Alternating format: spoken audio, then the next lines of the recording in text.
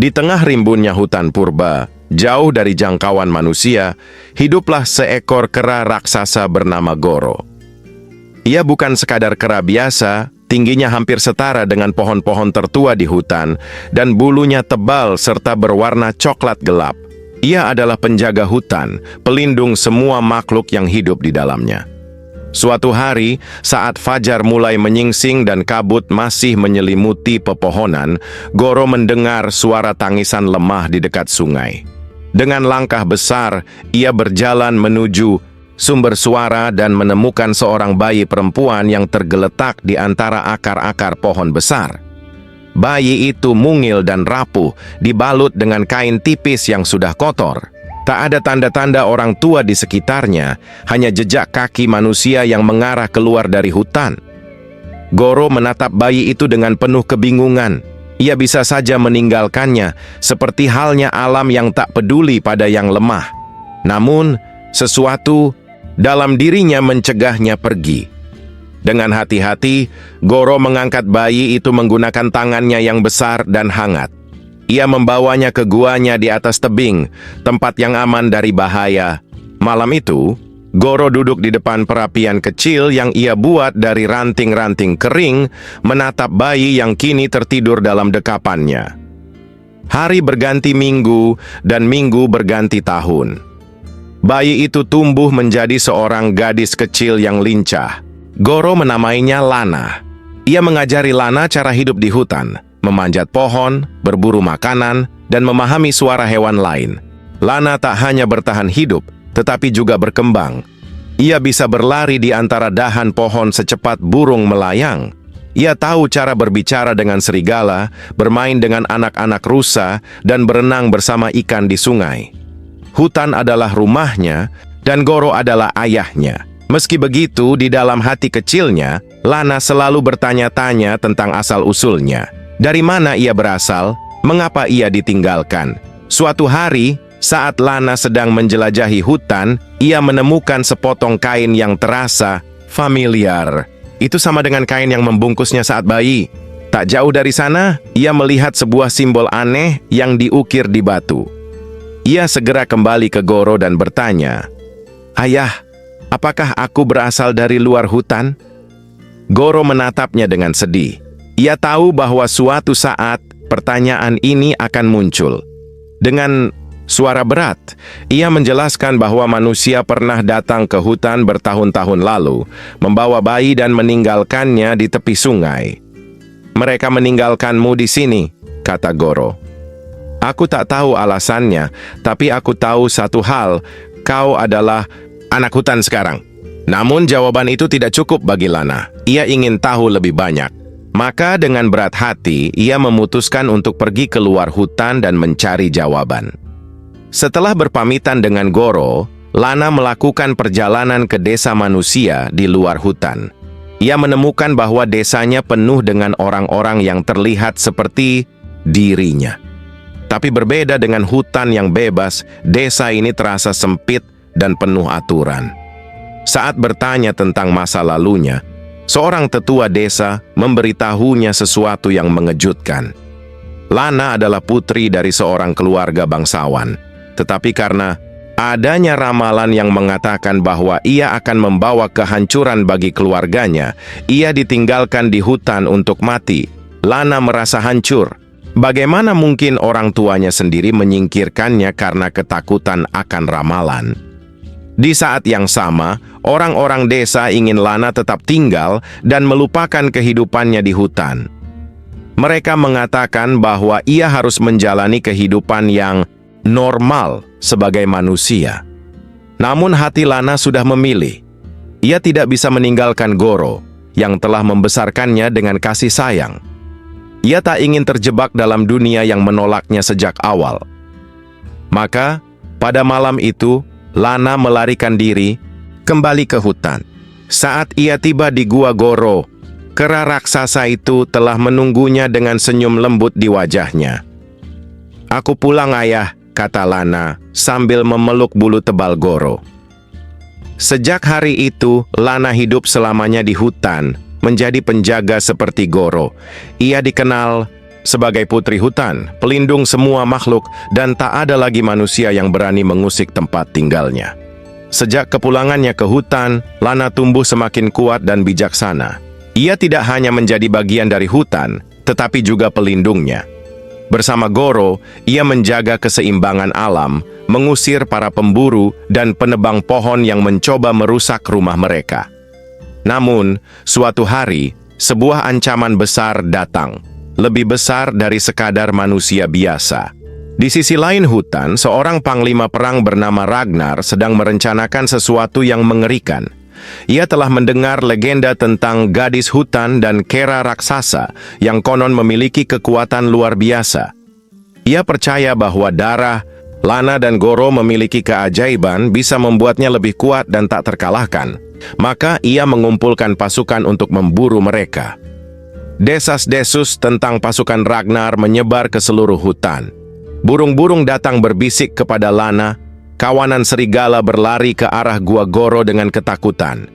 Mereka tahu perang akan segera datang. Lana berdiri di atas dahan tertinggi, melihat ke arah cakrawala. Asap membumbung di kejauhan, tanda bahwa pasukan manusia telah membakar sebagian hutan untuk membuat jalan. Ia menggertakkan giginya. Aku tidak akan membiarkan mereka menghancurkan rumah kita. Goro menatap Lana dengan bangga. Gadis kecil yang dulu ia temukan kini telah menjadi seorang pemimpin. Malam itu, saat bulan purnama bersinar terang, Ragnar dan pasukannya menerobos masuk ke dalam hutan. Mereka membawa pedang, panah, dan obor yang menyala. Namun, mereka tidak tahu bahwa hutan tidak akan menyerah begitu saja. Lana memanggil seluruh makhluk hutan, serigala, harimau, burung pemangsa, dan bahkan gajah hutan. Mereka semua bersiap untuk bertempur. Goro mengaum keras, mengguncang pepohonan.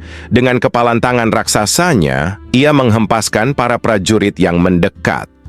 Lana sendiri bergerak dengan lincah di antara pepohonan, menggunakan panah beracun yang ia buat dari tanaman hutan. Ia menargetkan para pemimpin pasukan, menjatuhkan mereka satu persatu. Perang berlangsung sengit. Ragnar sendiri maju ke medan pertempuran, mengincar Lana dengan pedang besarnya. Aku akan mengambil darahmu dan menjadikannya kekuatanku, teriaknya. Lana menatapnya tajam. Darahku bukan milikmu, hutan ini bukan untukmu. Ragnar menyerang dengan brutal, tetapi Lana terlalu cepat.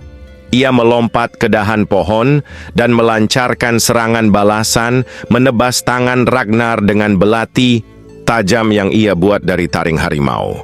Dalam kesakitan, Ragnar mundur. Saat itulah Goro datang dengan pukulan terakhir, mengangkat Ragnar tinggi ke udara sebelum melemparkannya jauh ke dalam jurang yang gelap. Dengan jatuhnya Ragnar, pasukannya kehilangan keberanian dan segera melarikan diri. Hutan telah menang, namun kemenangan itu tidak tanpa pengorbanan. Banyak makhluk hutan yang terluka dan beberapa bagian hutan terbakar. Lana berjalan ke tengah reruntuhan pepohonan yang hangus. Ia menunduk dan menyentuh tanah, berbisik dengan lembut, "Aku akan menanam kembali apa yang hilang. Kita akan menyembuhkan rumah kita." Goro mengangguk setuju. Bersama-sama mereka memulihkan hutan, menanam pohon-pohon baru, dan memastikan kehidupan kembali seperti sedia kala. Sejak hari itu, manusia tidak pernah lagi berani mengusik hutan. Legenda tentang putri hutan dan kera raksasa hidup selamanya diceritakan oleh angin yang berhembus di antara pepohonan dan dinyanyikan oleh burung-burung di pagi hari. Setelah kemenangan atas Ragnar, Lana dan Goro bekerja keras untuk menyembuhkan hutan. Pohon-pohon baru tumbuh, sungai kembali jernih, dan makhluk-makhluk hutan hidup dalam kedamaian. Namun, ketenangan itu tidak berlangsung lama. Dari dalam gua hitam di bagian terdalam hutan, sesuatu yang lebih tua dari waktu sendiri mulai terbangun. Sebuah kekuatan gelap yang telah tertidur selama berabad-abad, kini mulai bergerak. Burung-burung berhenti berkicau, angin berhembus dingin, dan malam menjadi lebih panjang dari biasanya. Suatu malam, Lana bermimpi. Dalam mimpinya, seorang wanita tua dengan mata seperti kabut berbicara padanya. "Anak hutan, kegelapan telah bangkit. Kau harus bersiap." Saat Lana terbangun, ia merasakan sesuatu yang aneh di udara. Hutan terasa sunyi, terlalu sunyi. Keesokan harinya, Lana dan Goro pergi ke bagian terdalam hutan, tempat di mana makhluk lain tak berani melangkah. Mereka menemukan gua hitam, sebuah tempat yang dikelilingi oleh energi aneh. Dari dalam kegelapan, muncul sosok tinggi dan kurus, dengan mata merah menyala dan tubuh yang tampak seperti bayangan. Itu adalah Malakar, roh jahat yang telah lama dikurung di dalam gua. "Dunia ini telah melupakanku," suara Malakar berbisik. "Tapi kini aku akan menguasainya kembali." Dengan satu gerakan tangannya, kabut hitam menyebar ke seluruh hutan. Pohon-pohon layu, sungai menghitam, dan binatang-binatang ketakutan. Lana menggenggam belatinya erat-erat. "Aku tidak akan membiarkanmu menghancurkan rumahku." Goro mengaum keras, siap bertarung. Malakar mengirim pasukan bayangannya, makhluk tanpa wajah yang merayap keluar dari kegelapan. Mereka menyerang hutan dengan kejam, membakar pohon dan membuat tanah menjadi tandus. Lana dan Goro bertarung dengan sekuat tenaga. Goro menghancurkan bayangan dengan pukulan besarnya. Tetapi setiap kali ia memukul satu, yang lain muncul. Lana menggunakan kecepatan dan kecerdasannya, mengandalkan api untuk mengusir bayangan karena hanya cahaya yang bisa mengalahkan kegelapan. Namun, Malakar terlalu kuat. Dengan satu pukulan bayangan, Goro terjatuh dan terluka. Lana berlari ke arahnya, matanya penuh ketakutan. Malakar tertawa. "Kalian tidak bisa mengalahkanku." Lana tahu bahwa kekuatan fisik saja tidak cukup. Ia harus menemukan cara lain. Ia mengingat mimpi tentang wanita tua dan kata-katanya. "Anak hutan, kegelapan hanya bisa dikalahkan oleh cahaya yang sejati." Lana menutup matanya dan merasakan energi hutan di sekelilingnya. Ia mengingat semua yang telah diajarkan oleh Goro tentang keseimbangan, tentang kehidupan. Ia membuka matanya dan menyentuh tanah. Dari tangannya, cahaya hijau mulai bersinar, menjalar ke seluruh hutan. Pohon-pohon yang layu kembali hijau, sungai menjadi jernih, dan bayangan Malakar mulai melemah. "Apa yang kau lakukan?" Malakar berteriak. Lana berdiri tegak. "Aku bukan hanya anak manusia, aku adalah anak hutan." Dengan satu gerakan tangannya, cahaya hijau menyelimuti Malakar, membawanya kembali ke dalam gua. Batu-batu besar runtuh, mengunci roh jahat itu sekali lagi. Hutan kembali tenang. Goro bangkit perlahan menatap Lana dengan bangga. "Kau telah menemukan kekuatan sejati." Lana tersenyum. "Kekuatan bukan hanya tentang bertarung, tapi tentang melindungi yang kita cintai. Akhir dan awal yang baru." Setelah kejadian itu, Lana menyadari bahwa dirinya kini memiliki hubungan yang lebih dalam dengan hutan. Ia bukan sekadar penghuni, ia adalah pelindungnya. Legenda tentang putri hutan dan kera raksasa pun semakin tersebar, bukan hanya di antara binatang dan pepohonan, tetapi juga di dunia manusia. Dan sejak hari itu, tak ada lagi yang berani mengusik keseimbangan hutan.